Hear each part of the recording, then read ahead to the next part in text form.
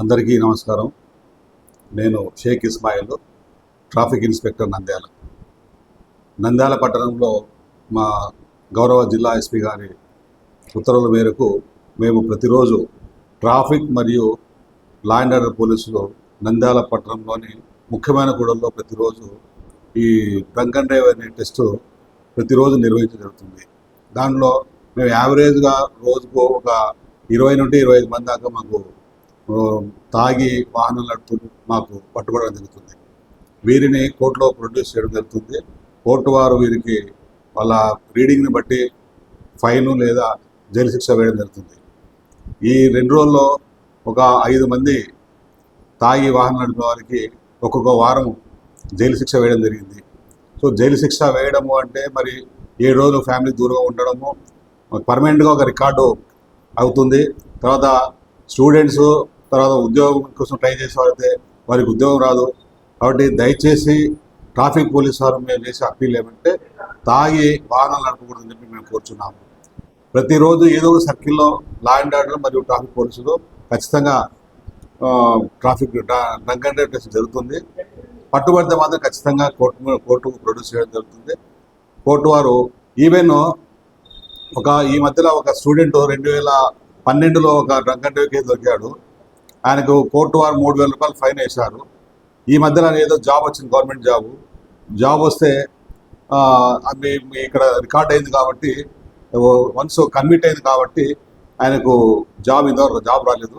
కాబట్టి దయచేసి తాగి వాహనం నడపకూడదని చెప్పి, ప్రమాదాలు కోరి తెచ్చుకోకూడదని చెప్పి, మరి ఇతర ప్రయాణికులకు కూడా సేఫ్టీకి భంగం కలిగించమని చెప్పి మేము కూర్చున్నాము. అలాగే ఈ మైనర్స్కి మేము నంద్యాల పట్టణంలో చాలామంది మైనర్ పిల్లలు మరి వాహనాలు వాళ్ళ పేరెంట్స్ ఇస్తున్నారు. దయచేసి ఇవ్వకూడదని కోరుచున్నాము.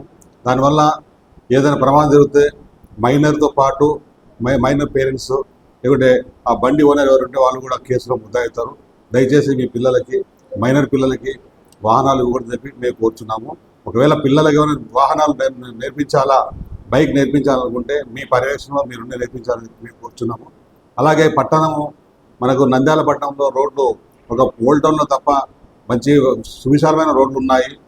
మన డిసిప్లిన్ లేక మనము తర్వాత పార్కింగ్ పెట్టుకునే అవకాశం ఉన్నా కానీ మరి పార్కింగ్ స్లాట్స్లో పెట్టుకోకుండా కొంతమంది మాల్స్ కానీ షాపుల యజమానులు కానీ రోడ్డు మీద పెడుతున్నారు, హోటల్స్ కానీ.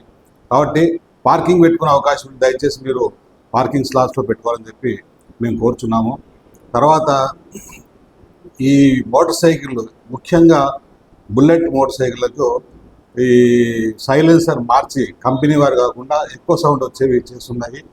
ఈ మధ్య రీసెంట్గా అంటే రీసెర్చ్ ప్రకారం కూడా సౌండ్ ఎక్కువ ఉంటే బీపీ కానీ హార్ట్ పేషెంట్స్ కానీ అది వారికి చాలా ప్రమాదకరం. కాబట్టి దయచేసి మేము కోరేది ఏమంటే మీరు సైలెన్సర్ మార్చొద్దండి. కంపెనీ వారు ఏది ఇచ్చినా అది తీసుకోండి. వన్స్ ఒకటి చూసినా మేము పట్టుకున్నామంటే మాత్రం ఫైన్ మనకు 2,000 రూపాయలు ఫైన్ ఉంది. తర్వాత ఇంకా ఎక్కువ ఉందంటే మాత్రం మేమైతే కేసులు బుక్ చేస్తున్నాము. ఆ మోటార్ సైకిల్ తీసుకొని వచ్చి అవి రిమూవ్ చేస్తున్నాము.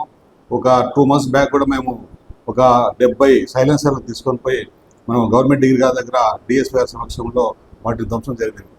సో కాబట్టి మేము చేసే అప్పీల్ ఏమంటే ప్రజలంతా ట్రాఫిక్ నియమాలు పాటించాలని చెప్పి, క్షేమంగా ఉండాలని చెప్పి, సురక్షితంగా ప్రయాణం చేయాలని చెప్పి మేము కోరుకుంటున్నాము.